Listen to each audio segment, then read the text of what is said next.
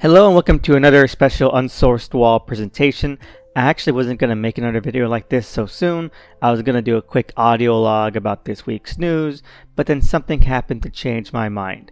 But we'll get to that later. For now, let's delve into a long overdue autopsy of Netflix's most embarrassing failure of the year, Millar World's Jupiter's Legacy. First things first, for those of you who don't know, and many did not, Jupiter's Legacy was allegedly an adaptation of a trilogy comic book maxi-series written by Mark Millar and drawn by a whole bunch of great artists like Frank Whiteley, Wilfredo Torres, and Chris Sprouse of all people, to name just a few. More specifically, the show itself takes its name from, and was primarily meant to adapt, the first of these maxi-series, Jupiter's Legacy, which takes place in the middle chronologically. And I say meant to because at 8 episodes an hour each, the show only adapts one issue of story. One single issue. The very first issue to be exact. Now, expanding and buffing out this series wasn't necessarily a bad thing in basic terms. While I enjoy the comics, they're very compressed, with many important plot details either happening in between time skips or completely off page. So part of the show decides to explore and explain some of these blanks, but it overdoes it by a lot. So what we end up getting is kind of this double-edged sword. The season spends a lot of time expanding on one of the source material's most underdeveloped plot threads. It's not great expansion, and it's frequently full of terrible writing and acting, but it still serves a clear and substantive purpose in being adapted. But the flip side of that is that the show makes the crucial mistake of deciding to set the entirety of the season before the comics even start, meaning that the entire season builds up to nothing, or the start of nothing. And first you might wonder why that's such a problem, but it proves to be a fatal mistake because of how the Max series is actually structured, which is that in the comic this is adapting, the actual plot doesn't begin until the third issue. So the show spends an entire season mulling around and ends before the premise even starts. So by the end of the first season, after 8 or 9 hours of show, the viewer is left with nothing. A show about nothing. That has no real story, themes, narrative hook, or gimmick that's tied to anything it's actually doing. It tries to mitigate this somewhat by substituting the actual story with the most hackneyed should superheroes kill plot of all time. And in the end, it doesn't have anything interesting to say about that at all. It spends scene after scene just repeating the same old arguments everyone in real life and other stories about this have said. So you're left watching something that feels 30 years out of date. I can't even fathom how you spend $200 million on this kind of product, but it gets worse. It gets worse in that the show decides to apply these same methods to the character arcs themselves, cutting up character traits and beats away and replacing them with something less engaging, to backward results.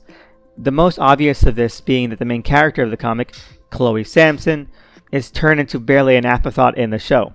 Not to say that the show has forgotten about her, it hasn't, but it's decided to spend the season building up to her, that they need to set up every little building block for her future development in further seasons. So rather than expanding on a character as shown in the comics, one that is a bit naive but well-meaning and good-hearted, they give her worse traits, worse personality, and worse dynamics so that she can grow to the audience in later seasons. But you see the problem here? With the fact that there are no later seasons and never will be, coupled with the idea that her character development in the comic starts when the premise begins, as stated in the third issue. And as we've established, the show only adapts issue 1. Barely. So we're left with a horrible character that gets no growth, arc, or personality. Well, that's not entirely true. She does have a personality. Her brothers, who is one of the main villains of the comic. Where in the comics, like I said, she's this naive, good-hearted, slightly drug-addicted granola superhero girl. Her brother is this abrasive, hedonistic, junkie asshole. And in the show, that's her. All for the purpose of making it much more impressive when she overcomes these flaws in season 3 or something. Except, as I've said, the show ended before she even begins to think about overcoming these flaws. So all we're left with is a main character that acts like the villain in the comics did. And with also no growth or development. Incredible, And honestly, that's the whole show. You could go down the line and say the same thing for every character or plot beat, because they mess them all up in the same ways. So why? why bring all this up after the show has been long dead and buried? Well, like I said at the start, something new happened. We got the trailer for the brand new SuperCrooks anime miniseries from Netflix. Now, for those of you not in the know, SuperCrooks was a comic miniseries by Mark Millar, Nacho Vigalondo, and Leinil Yu that was basically Ocean's 11 but with supervillains. You know, a bunch of has-been supervillains decide to rob a much more successful supervillain, and hilarity ensues. Years later, Millar decided to retroactively make it a part of the Jupiter's Legacy comic canon, albeit very slightly and inconsequentially. So I was a little excited when I heard it was going to be an adaptation because it's such a short, simple, and fun miniseries. Then the trailer came out and that dashed all my hopes, because it does really seem like Netflix has kneecapped all upcoming Netflix adaptations because they were so sure that Jupiter's Legacy was going to be a demographic smashing mega hit and they wanted all things to feed into that franchise. So now, instead of the actual plot of the comic, we have this generic story about surveillance deciding to rob the Jupiter's Legacy superhero team. And instead of characters we know from the comic, we have characters from the Jupiter's Legacy comics. You know, synergy is just truly painful.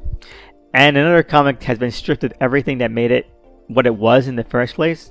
In fact, this seems more like an adaptation of Jupiter's Requiem number 4 than it does SuperCrooks. It's where this guy comes from after all. But what's really funny is that after Legacy crashed and burned, Netflix announced a second adaptation of SuperCrooks, this time in live action, that will have more ties to Legacy and have more synergy. So I guess the most we can take from all this is that they really thought this was going to be a huge success, like their very own homegrown Game of Thrones. And I guess it was. Anyway, that's it for this week. Hope you enjoyed. Please like, subscribe, and leave a comment. And just look in the description for all these other links that I think you'll enjoy or have fun with. Anyway, thank you so much. Have a great day, and see you again next time.